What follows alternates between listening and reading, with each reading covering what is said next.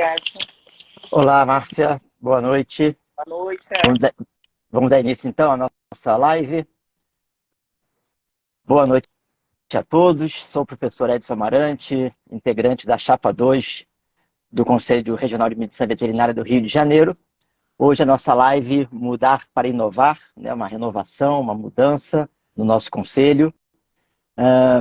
Antes de iniciar, eu gostaria só de fazer um pequeno registro. Eu sou novato no Instagram. Então, nos últimos dias, vários ex-alunos começaram a me seguir, né? E foi uma grande satisfação revê-los, uma alegria muito grande rever tantos ex-alunos. E aproveitando esse gancho, né? Eu gostaria de saber dos meus ex-alunos, hoje em dia profissionais, e também quem não foi meu aluno, né? Claro, como é que é a satisfação de vocês, né? Quem já está formado há 2 anos, 5 anos, 10 anos ou mais, a satisfação em relação aos rumos da profissão, né? Qual o lado bom, né, de ser médico veterinário?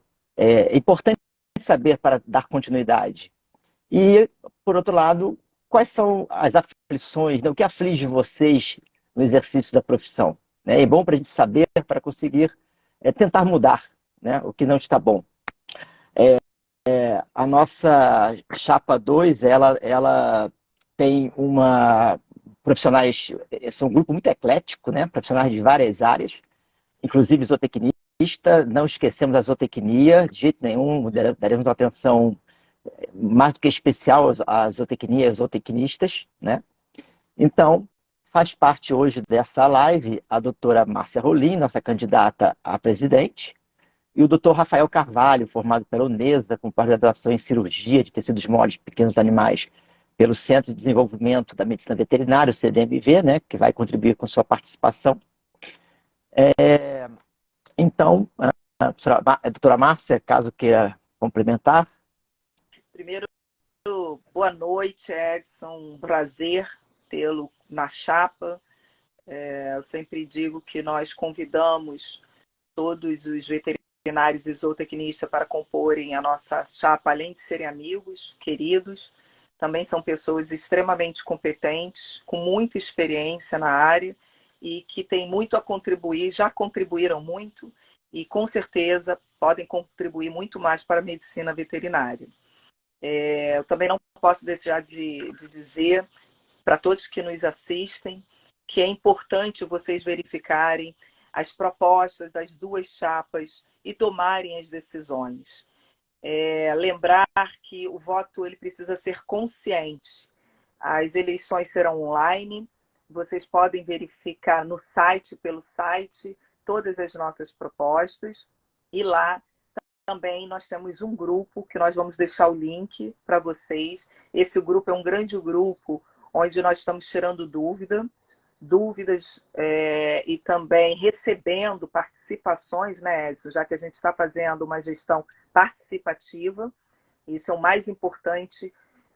O Edson colocou aí no começo que é um grupo extremamente eclético, ou seja, temos colegas de todas as áreas, porque nós entendemos, né, Edson, que um conselho tem que ser organizado com todas as áreas de atuação, todo mundo precisa ser ouvido.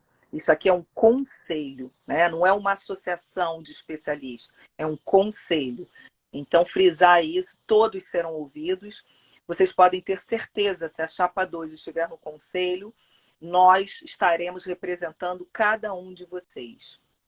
Também eu tenho que dizer que vai ser a primeira vez que uma mulher concorre para a presidência do Conselho Regional de Medicina Veterinária. E ontem o Edson me lembrou que nós estamos no mês da mulher, né? Então, lembrar aí a todos vocês, no mês da mulher vai ter uma oportunidade de vocês votarem nessa triste realidade que nós vivemos, onde a mulher só ocupa 37% dos cargos gerenciais no Brasil, né? Esse dado é do IBGE, é uma triste realidade, e nós sabemos, o professor Edson está aí, e não me deixa mentir, como a medicina hoje veterinária é construída, né, por 70% ou até mais de mulheres.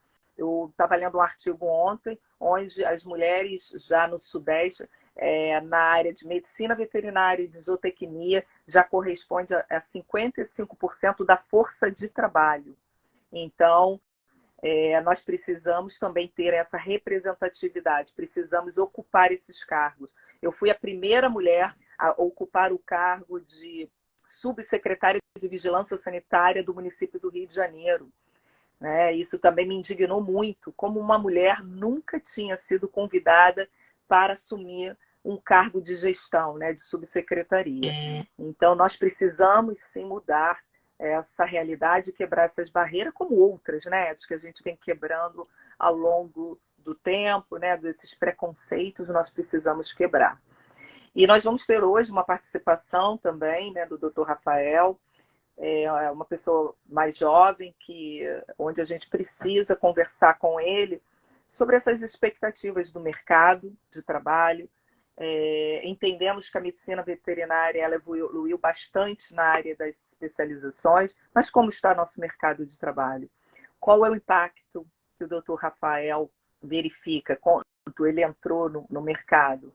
Então, nós precisamos conversar com isso, são temas importantes, são temas atuais, e que nós estamos trazendo essa renovação para a nossa chapa. Então, não esqueçam, pessoal, esqueçam disso. Nós somos a chapa da mudança, a chapa 2 é a chapa da mudança.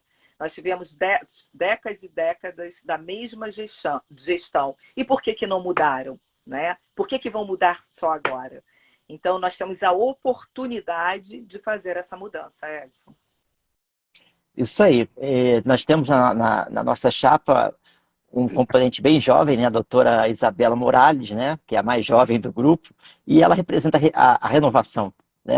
Então, aqueles que estão enfrentando um mercado de trabalho bastante complicado, bastante difícil, recém-formados, com pouco tempo de atuação, a gente precisa rever isso aí e conhecer suas aflições, como eu falei no início, através da participação de vocês, de mandar mensagens para a gente entender, para vocês participarem de entender o que está acontecendo com cada um de vocês em diversas áreas da medicina veterinária e tentar da melhor forma possível atender, o melhor para a profissão, sem dúvida, o que a gente quer. É isso aí. Posso? É isso aí. Posso? É dos canais que a gente vai contribuir, que está aqui na nossa proposta, é a ouvidoria, que a gente vai continuar fazendo essa gestão participativa, onde precisamos ouvir todos os colegas de todas as áreas de atuação.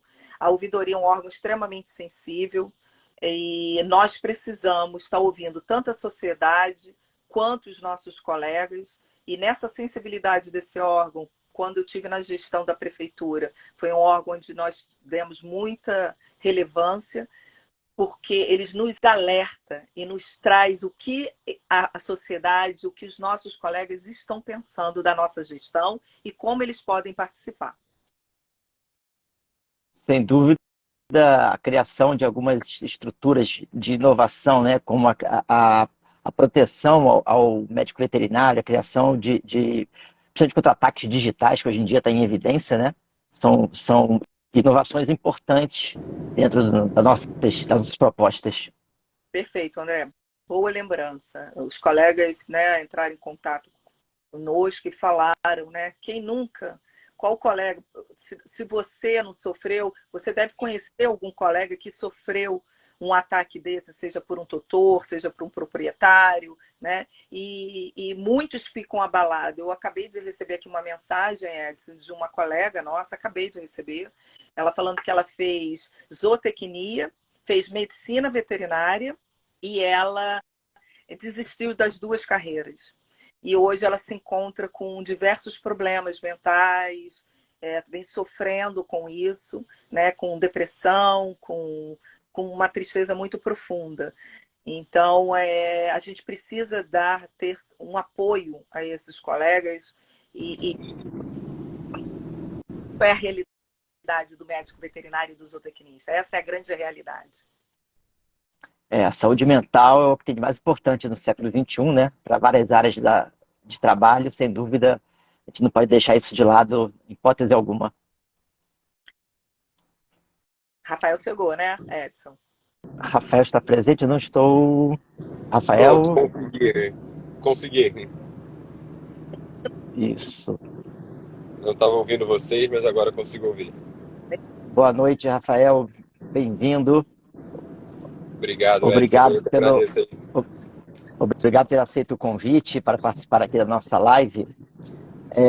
Rafael, você poderia começar com uma pergunta simples, né? Assim, na sua formação, né? Como é que foi a sua formação e que área que você atua nos dias de hoje? Perfeito, vamos lá, gente. Peço desculpas aí pela imagem não muito boa, que eu peguei um trânsito muito grande, agora que eu consegui entrar aí e me comunicar melhor com vocês. Live é assim, né? Ao vivo é assim. Ainda mais na nossa rotina de veterinário, que a gente sabe que é uma correria, né? Sem dúvida.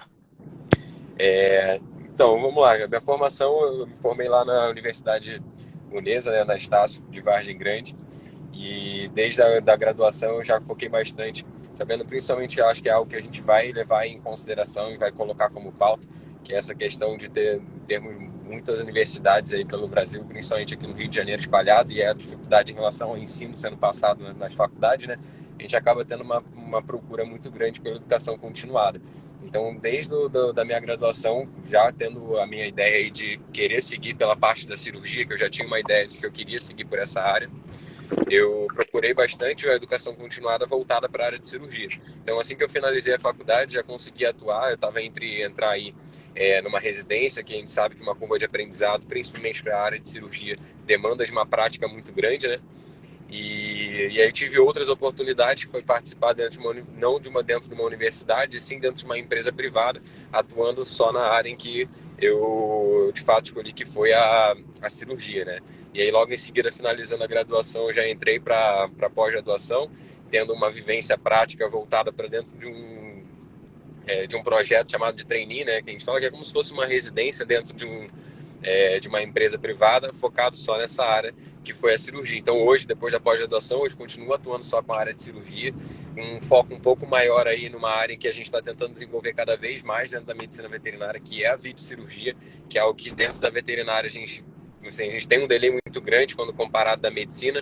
É o que eu estou tentando trazer cada vez mais para a nossa realidade e fazer com que isso não seja o futuro, né, como todo mundo fala, o futuro da veterinária, e sim o presente que hoje a gente já está fazendo, só que cada vez mais pessoas consigam fazer e a gente desenvolver cada vez mais a veterinária, que eu acredito que, além de mim, né, como uma pessoa pouco tempo de formado, atuando aí há pouco tempo comparado a muita gente que está aí junto com a gente na chapa, mas acho que é a ideia da chapa também da gente conseguir trazer algo mais de novo, sair do mesmo, né, como a gente já tem seguido aí um bom tempo. Você então está apresentando aí uma inovação, né? Que é uma das nossas ideias, né? De mudança, renovação e inovação. E aí você já está trilhando esse caminho de inovar na parte de cirurgia, videocirurgia, né? Exatamente. Assim, desde que eu já acompanhei a parte da cirurgia, né, desde que eu comecei a partir do quinto, sexto período, a gente já vê que existe um delay muito grande, né, quando a gente compara aí a medicina. E a gente precisa entender a medicina, quando eu falo da medicina da humana, né?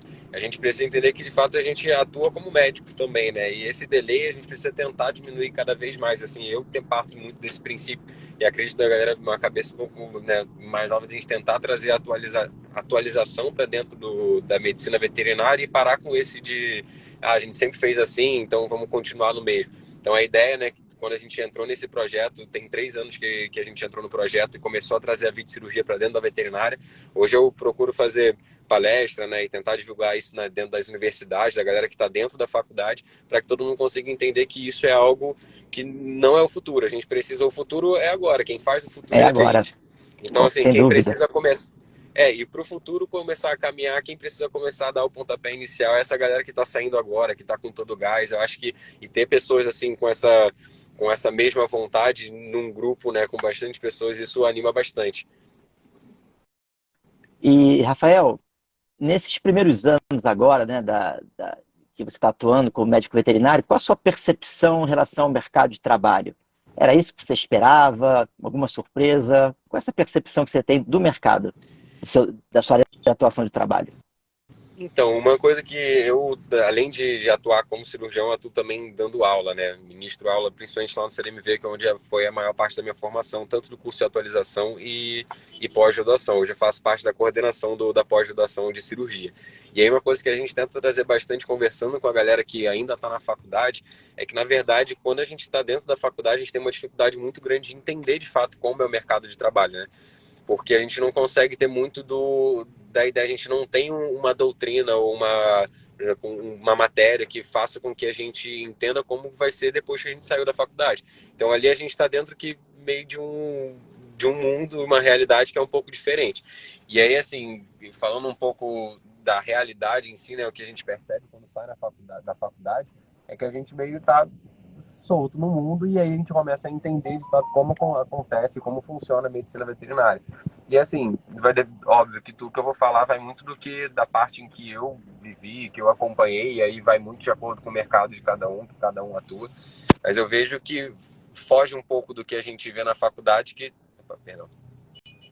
Porque, e da realidade, né? Por exemplo, eu trabalho numa área onde a gente tem as pessoas que procuram a gente têm um poder aquisitivo grande, né? Então a gente consegue fazer e colocar em prática tudo aquilo que a gente de fato precisa colocar na medicina. Por exemplo, precisa fazer um exame mais específico.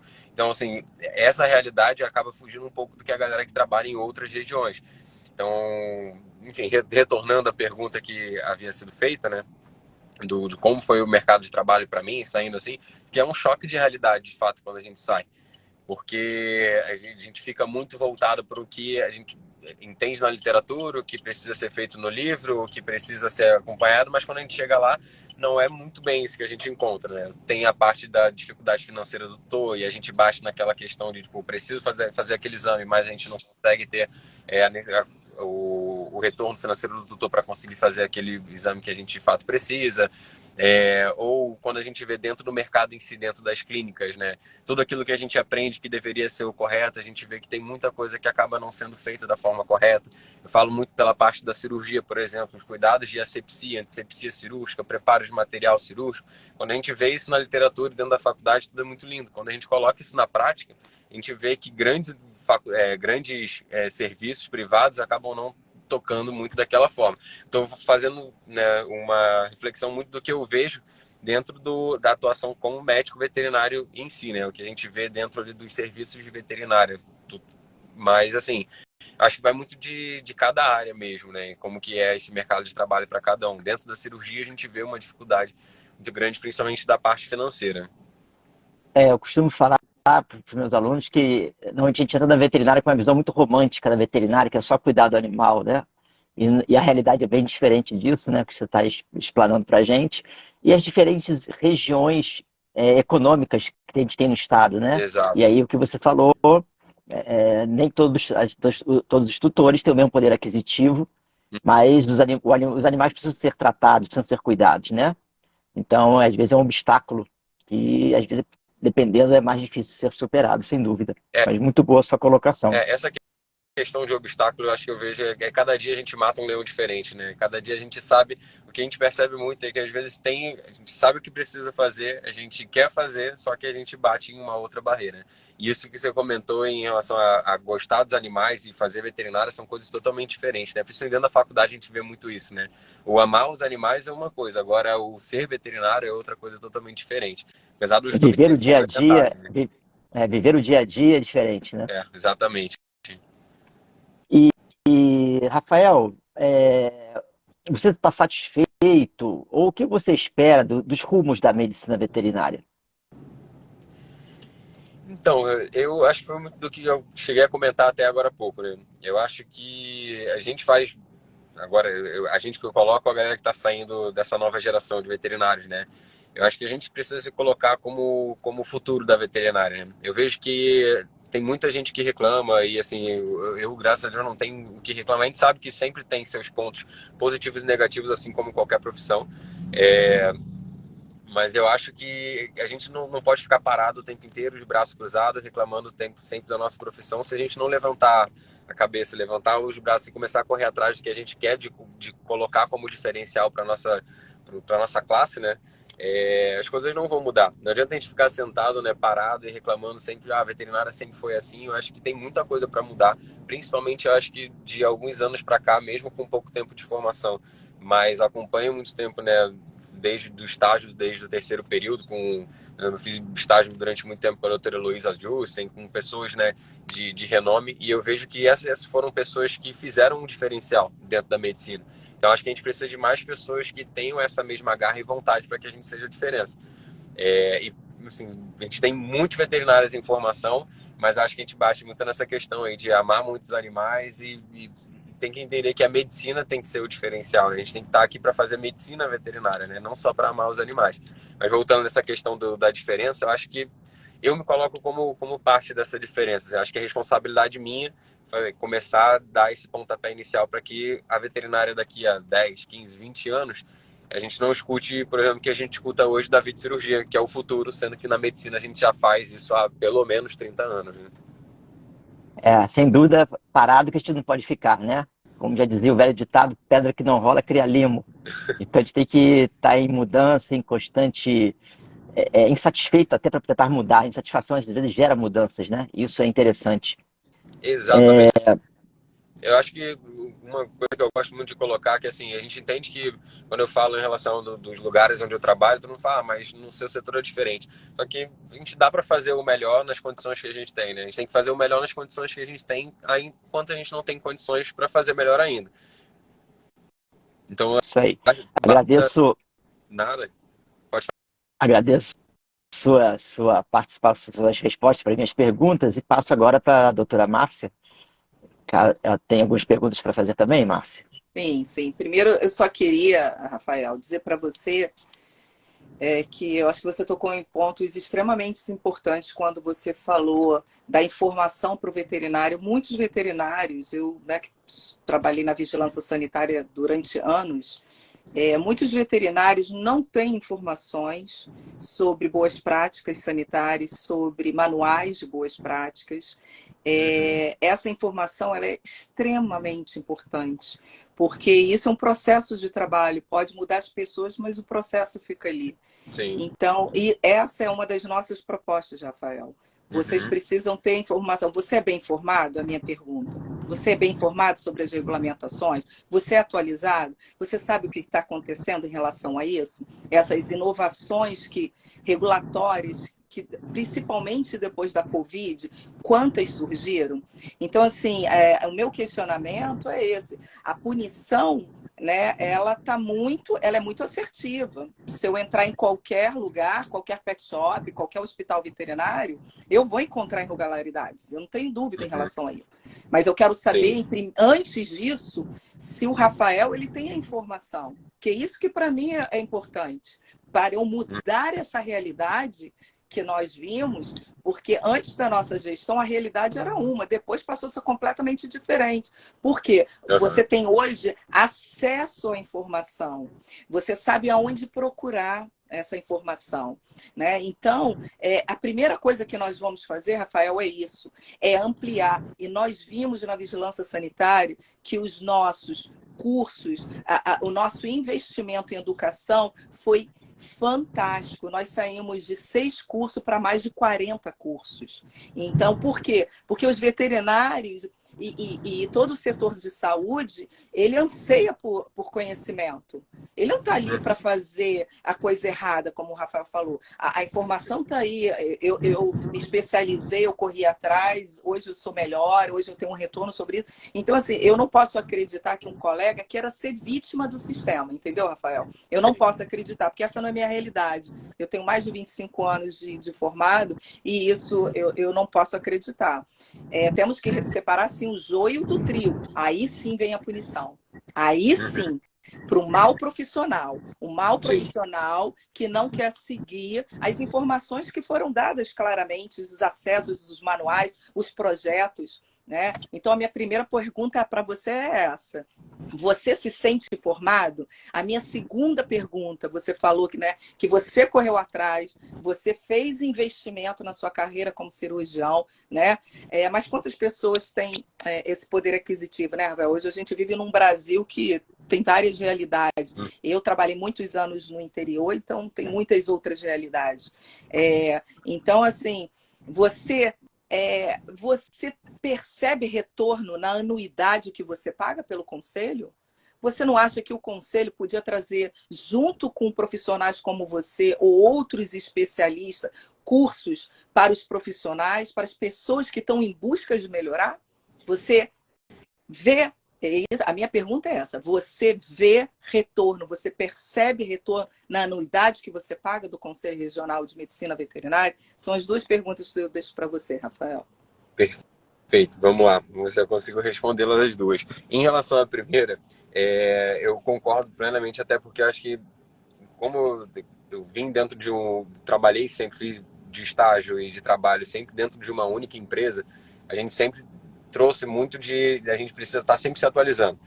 Então, a informação acabou sendo muito trazida para dentro da gente, porque a gente precisava trazer essa mudança. Mas, voltando, colocando isso de uma maneira geral, acho que para dentro da medicina veterinária, né, de maneira geral, em relação até mesmo a essa questão de punição, a gente parte muito do princípio que a gente precisa punir o médico veterinário que faz errado, ou a clínica que faz errado. Inclusive, recente, a gente teve um caso, acho que em São Paulo, né, de até mesmo uma clínica. Mas eu acho que a gente precisa primeiro ver a base. A grande maioria das vezes, o que eu vejo de dificuldade, a galera pensa muito na especialidade ou no trabalhar em uma área específica ou ter uma atuação voltada para uma área específica, mas a base acaba faltando para a gente. A base que eu falo, principalmente, vamos colocar na minha área em relação à cirurgia, né? A base a galera quer muito focar na técnica, mas a gente precisa ter a base de limpeza, de asepsia, antisepsia cirúrgica, de manejo com material, de armazenamento. Quando a gente coloca isso para dentro da veterinária, a gente até mesmo saber os nossos direitos, nossos valores, saber aonde a gente precisa focar para que a gente consiga ser de fato um veterinário correto, né? Eu vejo que tem muita gente que acaba fazendo, e óbvio, sim, aquilo que você comentou, Márcia, de separar o joio do trigo, eu acho que é válido porque a gente, claro, como qualquer profissão, a gente sabe que tem pessoas que não têm uma boa índole, um bom caráter, mas tem pessoas que acabam fazendo algo que não deveria ser o correto, né? Mas pelo simples fato de ter sido sempre assim, ou sempre ter feito dessa mesma forma e não ter tido essa orientação. E eu acho que aí, aproveitando, respondendo já a segunda pergunta, acho que talvez se a gente tivesse mais investimento de quem rege, né, e quem comanda dentro o meio da veterinária, né, a nossa classe, por exemplo, o conselho tendo ali como base, voltando, não cursos só para quem vai administrar um hospital ou uma clínica ou um pet shop, mas sim voltada para a área de quem atua, como a gente vai fazer um manejo dentro de um centro cirúrgico, como que a gente vai fazer uma orientação dentro do paciente que chega para a gente, uma clínica especializada. Eu acho que talvez se a gente tivesse mais a base dentro do próprio conselho, dando esse direcionamento para a gente de estudo, tendo cursos que sejam rápidos ou de longo prazo, para que a gente tivesse um direcionamento de como seguir da maneira correta, né? Um exemplo que eu uso muito é que, por exemplo, nos Estados Unidos eles fazem bastante pop para tudo, né?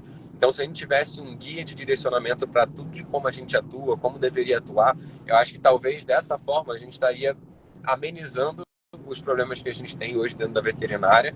E aí sim, aquela pessoa que você tem a orientação, você tem tudo que você deve seguir, e aquela pessoa ainda continua fazendo errado, aí sim, talvez essa seja o que a gente não precisa dentro da veterinária.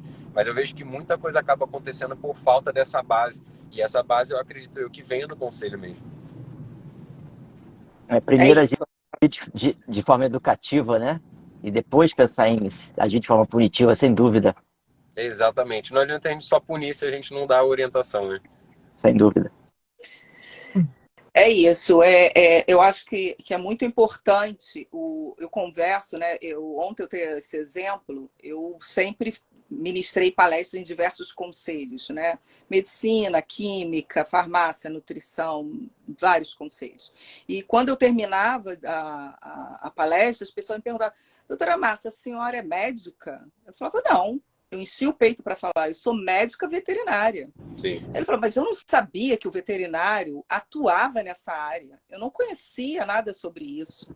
Eu falei: mas o veterinário, ele atua nessa área. Então, Rafael, a terceira pergunta que eu faço a você: a sociedade conhece ou tem percepção do que o veterinário, o zootecnista, ele atua? Isso daí Márcia, eu falo que eu acho que é uma luta que eu tenho comigo mesmo, principalmente quando a gente tem essa responsabilidade de ministrar aula e palestra, é uma coisa que eu bato bastante martelo. A sociedade não sabe a função, né, e a grande importância do médico veterinário. Isso é algo que, inclusive, eu falo com um ser que me entristece bastante, porque se a sociedade soubesse a importância do médico veterinário, talvez a nossa profissão tivesse muito mais valor. Porque, por exemplo, um exemplo que eu dou quando eu dou aula, né, que eu comento, por exemplo, eu dou aula, ministro aula e coordenava o curso de auxiliar veterinário. E uma coisa que eu comentava bastante é, vocês sabem que dentro de cada supermercado precisa ter um médico veterinário? Então, assim, a gente acaba entrando sempre com uma cabeça de que o médico veterinário é aquele que vai cuidar do cão e gato. Mas a sociedade deveria entender um pouco mais da importância de tudo que a gente se alimenta de produtos de origem animal, a gente faz uso enfim, de substâncias de maneira geral que acabam passando pela mão do médico veterinário, e a sociedade não sabe essa importância real. Assim, isso daí eu tenho certeza absoluta que não. E aí eu falo isso conversando recente, inclusive com uma conversa informal dentro da academia, a gente estava discutindo entre um dentista, eu como médico veterinário, uma psicóloga, e a gente falando que cada um a importância de cada área, né? E aí, quando chegaram para comentar da importância da medicina veterinária, eu falei assim, não, mas é porque hoje tem um fator emocional muito grande para o pet, né? E aí, principalmente depois da pandemia, aí eu cheguei exatamente nesse ponto. Eu falei, tudo bem, com certeza tem esse ponto, graças a Deus, até porque eu acho que é por isso que a gente consegue viver da medicina veterinária cuidando dos pets, ainda mais pela importância grande que eles têm hoje dentro do âmbito familiar, mas a importância fora isso, né? Principalmente em relação a essa questão aí que eu dei aí o exemplo do produto de origem animal, produção de vacinas, medicamentos, tudo mais. Então, eu tenho certeza que a sociedade não sabe essa importância. Edson, eram essas as perguntas. Eu agradeço, Rafael, muito. O Edson vai fazer a finalização. Eu só queria fechar para as pessoas entenderem que os veterinários são formadores de opinião. E é importante deixar de lado aquela síndrome de vira-lata do veterinário. Nós precisamos voltar com o nosso brilho, ter orgulho de sermos médicos veterinários e entender que a sociedade sempre entendeu o médico veterinário como um agente transformador. E precisamos continuar assim. Ele não é só um que vai ali, faz uma castração, vai ali, faz... Não. Nós temos um papel de transformar a sociedade. No interior, sem um médico veterinário, principalmente. O Rafael tocou num ponto importante. A gente fala de alimentação, né, que começa lá, na produção animal. Então, esse agente transformador, a gente não pode deixar isso morrer. Né, Edson? Então, toca aí, Edson. Obrigado, Rafael, pela sua participação. Obrigado, Rafael. Bom, Márcia e Edson. Opa, perdão, cara. Eu que agradeço mais uma vez pela participação. Peço desculpas dessa forma aí. Foi 1 milhão de coisas para acontecer, mas graças a Deus deu tudo certo. E uma coisa, Marcelo, acho que só para complementar o que falou, que eu acho que é importante, a gente fala bastante, né, que eu vejo dentro da rotina, que todo mundo comenta em relação à valorização do médico veterinário, né? Mas eu acho que como não só na medicina veterinária, mas como outras profissões também, eu acho que a valorização começa da gente mesmo. Então, acho que a gente precisa começar a ter um pouco mais dessa ideia e aí, a partir disso, a gente ter um pontapé inicial para ser cada vez mais valorizado. Te agradeço aí mais uma vez pelo convite. A gente está com um tempo curto aqui da nossa live, e aí tem 2 perguntas para eu fazer aqui, que estão fazendo para a gente, né? Tem uma primeira pergunta que o veterinário prefere não se identificar, tá? Tem 2 anos que ele está formado e está desestimulado com a baixa remuneração e o trabalho árduo. Principalmente quando me compara a meus amigos de infância que escolheram outras profissões. Penso em desistir. Acho que esse cenário pode mudar? Essa é a primeira pergunta. Sem dúvida, ele não se identificou, né? Esse cenário só muda se a gente trabalhar junto, né? É uma frase clichê, né? Mas juntos somos mais fortes. Então, se os veterinários, né, o conselho, tiver uma união muito grande, a sociedade conhecer nosso trabalho, nosso valor, como ocorre em outros países, como França, Estados Unidos, que isso é uma outra realidade, né? Mas Eu acho que tem que mudar, né? Não é questão nem se pode, né? Tem que mudar, porque senão a gente vai descer cada vez mais. E a nossa ideia da nossa chapa é justamente melhorar o nosso quadro, né? Profissional, sem dúvida. É complementar alguma coisa, Márcia? É por aí mesmo. Acho que a qualidade e a valorização, né, é o fator de desenvolvimento da medicina veterinária. E essas são as nossas propostas. Também vejo muitos colegas desiludidos, desanimados, mas se eles olharem as nossas propostas, é exatamente o que a gente conversou com o Rafael. Primeiro, é a qualificação, né? Sentir, perceber o retorno da sua unidade, da sua, seu pagamento, da sua anuidade. E segundo, valorização do profissional perante a sociedade. Ok. E uma pergunta agora de um veterinário é, bem, bastante atuante, né, e bastante experiente, o Dr. Galeno, veterinário. Ele fez uma colocação aqui que eu vou ler, né? Sou do estado do Rio, voltei para cá há 22 anos e nunca vi um conselho atuar no interior em prol do profissional. Falta de ética profissional, colegas sendo responsáveis técnicos a troco de ração, conselho fingindo que fiscaliza. Porém, nossa anuidade é muito bem vigiada. Escolas de veterinária abrindo em qualquer esquina. Se houver alguma proposta, contem com o interior. Então, esse foi o comentário do Dr. Galeno, né? E, sem dúvida, o Rio de Janeiro não é só a cidade do Rio de Janeiro, é um estado, né, que merece uma atenção como um todo. Porque no interior, principalmente, estão mais os zootecnistas também, que serão muito bem atendidos pela gente. É uma ideia nossa.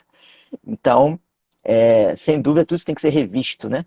A questão da ética, isso é o que norteia a nossa profissão, são os princípios da ética, isso é a base de tudo, né? Sem dúvida. E a questão da remuneração é a gente tentar fiscalizar, vigiar, conversar, atuar em conjunto, né? E esse é o comentário do Dr. Galeno, me pediu para que a gente colocasse aqui. Quer complementar esse assunto também, Márcia? Sim, Edson. Doutor Galeno, é muito bom ter o senhor aqui conosco. É bom ouvir o interior. Eu também trabalhei no interior, trabalhei com zootecnistas, grandes zootecnistas, pessoas extremamente competentes, profissionais muito competentes na área de bovinos, na área de pequenos ruminantes, na área de equinos. E o interior, sim, ele tem que ser ouvido, porque nós somos, sim, um agente transformador no interior. E nós vamos usar, doutor Galeno, todas as ferramentas que forem possíveis para coibir tais atividades, porque isso não pode ser feito. Então, tudo que nós pudermos utilizarmos de regulamentações, nós vamos utilizar para impedir essas atividades predatórias que nós estamos vendo. E no campo não é diferente. E mais do que isso, qualificar esses colegas, doutor Galeno, porque eles também são vítimas, muitos são vítimas do sistema. O Edson, como professor aqui há muitos anos, ele sabe disso. Se uma faculdade não for bem estruturada, né, não tiver aulas teóricas e práticas, como é a medicina veterinária, nós não conseguimos formar profissionais de qualidade para o mercado. Então, nós temos que ter, sim, o conselho tem essa obrigação. Ele tem a obrigação de ver realmente se as escolas elas têm essa estrutura ou se estão enganando os pais e os alunos. Nós podemos informar, sim. O pai pode ir no conselho, entrar no site e verificar a estrutura. Né? O que uma escola de medicina veterinária ela precisa ter para o meu filho, para eu escrever meu filho? Entendeu? Ele precisa conhecer. Porque, Edson, a gente ficava discutindo aqui a prova de aptidão.